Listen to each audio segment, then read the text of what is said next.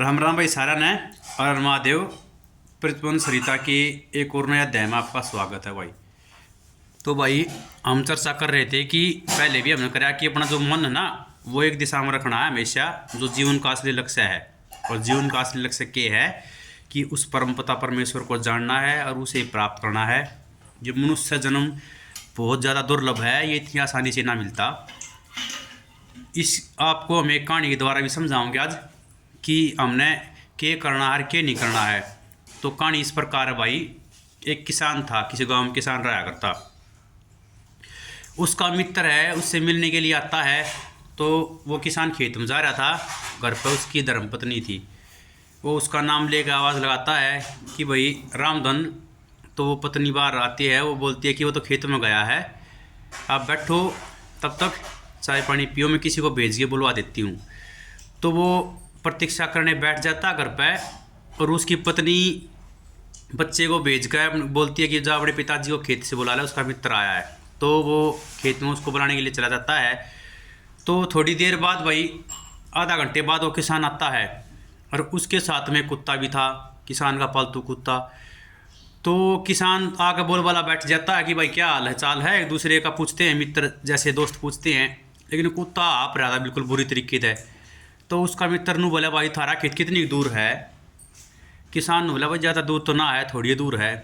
बोला भाई तू आया, तू तो नॉर्मल है, बिल्कुल सांस भी ना चढ़ रही तरह ना, तू 3 8 फीट बढ़ रही, तू नॉर्मल बैठा है।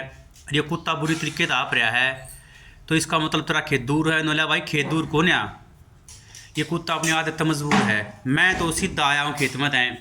और ये कुत्ता की है खेत में मेरे साथ चला था, लेकिन रास्ते में कोई दूसरा कुत्ता इसको भौंक रहा है, तो ये उसके पीछे लाग लिया। दूर तक उसने छोड़ के आया, वापस आया, फिर दूसरा कुत्ता भौंक रहा है, फिर उसके पीछे लग लिया, उसको छोड़ के आया। इस तरीके से भला यहाँ आते आती है 5 से 7 बार ऐसे ही करता है। इसने कोई दूसरा कुत्ता भौंक दे और यो अपने असली मार्ग ने छोड़कर उसके पीछे बाज ले, उसने उड़ी थी छोड़ का हुआ है। तो इस तरीके से यो भी आड़े पहुँच उसी मंजिल पे पहुँचा घर की पे, और मैं भी उसी मंजिल पे पहुँचा हूँ घर की पे। लेकिन मैं बिल्कुल नॉर्मल हूँ, और इसने ज़्यादा एनर्जी वेस्ट कर दी अपनी, और बिल्कुल आप रहा है। तो भाई यह वास्तविकता हमारी है। हमारा जो जीवन का लक्ष्य है ना, वो परमात्मा की प्राप्ति है। तो उसकी तरफ ना जाकर हम भी ऐसे ही कर रहे हैं कि कोई हमारे को डिमोटिवेट कर देता है, कोई कुछ बता दे है, तो वे जो बताने वाले ना, तो उसने हम इस स्टोरी में कुत्ते की उपमा दे हैं। कुत्ता मानो न तो कोई कुछ भी भोके जाओ, जो हमारे अपने जीवन का जो लक्ष्य है ना सीध है, उस पर हमने नहीं भटकना, उस पर लगातार चलना है। वो क्या है, इस हमारे मन न भटका देगी। जो हमारी सही दिशा है ना, जैसे उस किसान की दिशा घर की तरफ थी, सीधी चले गया उसमें, तब मंजिल को पाना इतना मुश्किल भी ना है। उस मंजिल ना हम खुद मुश्किल बनाते हैं। ये जो कुत्ते भोके जा ना, उनके पीछे चले जा हैं। तो हमने क्या है, हमेशा समभाव रखना है। कोई कुछ भी कहे जाओ, गलत को या अच्छा को, इस संसार का काम कहने का है। किसी की व्यर्थ की बात आप ध्यान ना दें, उसको आप कोई प्रतिक्रिया ना दें। एक मतलब श्रेष्ठ जवाब का तरीका ये है, आप तो कोई कितने भी आप शब्द कहे या कुछ भी कहे, आप अगर उसमें मौन रह गए ना, संयम आपने रख लिया, वो उसको जवाब देने का सबसे अच्छा तरीका है। क्योंकि ईश्वर की दृष्टि सब पर बराबर है। वो ना केवल अपने आपके कर्म, बल्कि आपके अंदर बैठा है, आपके मन की भावना को भी भाप लेता है कि आप किसके बारे में बुरा सोच रहे हो, किसके बारे में अच्छा सोच रहे हो। तो अगर कोई आपको बुरा भला कहता भी है और या करता भी है, हमने मन से उसका बुरा नहीं सोचना है।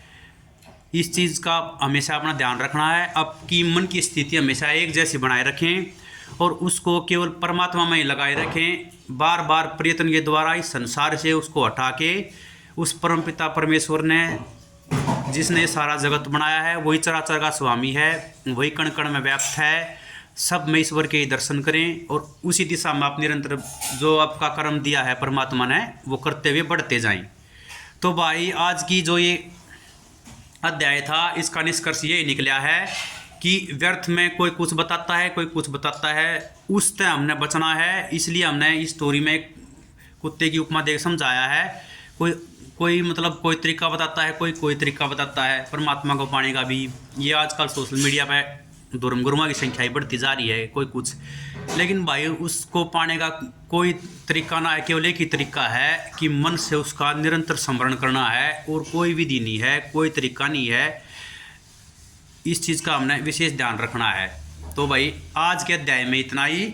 आप सब पर भगवानी कृपा बनी रहे। आपसे फिर पुनः वही प्रार्थना है, अगर हमारी वीडियो आपको पसंद आ रही हो तो आप उसको लाइक करें और कमेंट करें और चैनल को सब्सक्राइब करें और ज़्यादा से ज़्यादा शेयर करें, ताकि और भी सब हमारे साथ जुड़ सकें और जीवन का जो अपना उद्देश्य है उसको पा सकें।